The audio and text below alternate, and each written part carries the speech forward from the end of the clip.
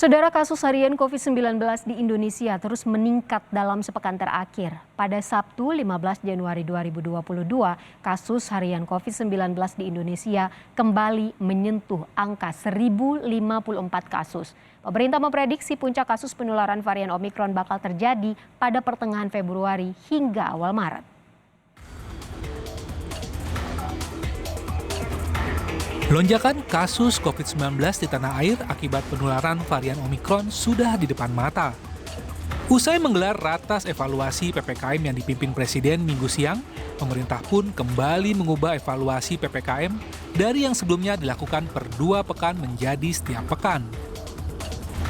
Pasalnya, lonjakan kasus COVID-19 begitu nyata dalam sepekan terakhir. 10 Januari lalu, kasus harian COVID-19 hanya berada di kisaran 454. Hanya dalam sehari melonjak jadi 802 dan terus meningkat hingga pada 15 Januari kemarin kembali menyentuh angka 1054, tertinggi sejak Oktober 2021 lalu. 16 Januari pun jumlah kasus terbaru masih berada di angka 855. Dan itu artinya angka kasus aktif juga terus merangkak naik. Pemerintah memprediksi puncak kasus penularan COVID-19 varian Omikron bakal terjadi pada pertengahan Februari hingga awal Maret 2022. Berangkat dari trajektori kasus COVID-19 di Afrika Selatan, puncak gelombang Omikron diperkirakan terjadi pada pertengahan Februari hingga awal Maret ini. Saya ulangi, berbagai langkah yang dilakukan adalah penegakan protokol kesehatan dan lagi-lagi akselerasi vaksinasi itu sangat penting.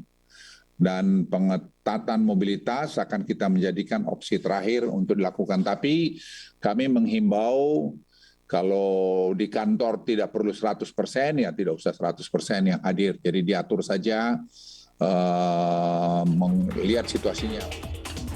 Dinas Kesehatan Provinsi DKI Jakarta mencatat, hingga 15 Januari 2022 ada 725 kasus positif Omikron di ibu kota. 75% dari jumlah tersebut atau 545 orang merupakan pelaku perjalanan luar negeri. Sementara 180 kasus lainnya merupakan transmisi lokal.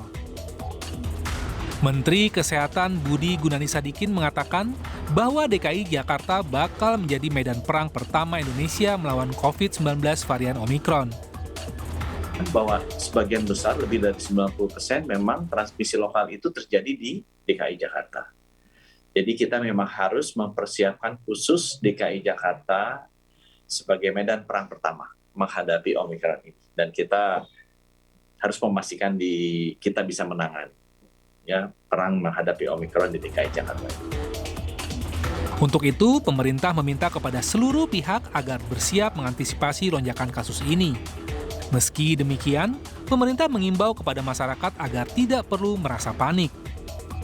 Pasalnya, tingkat keparahan yang membuat seorang pasien COVID-19 varian Omikron masuk rumah sakit dan dirawat intensif terbilang rendah. Tim Liputan, Kompas TV.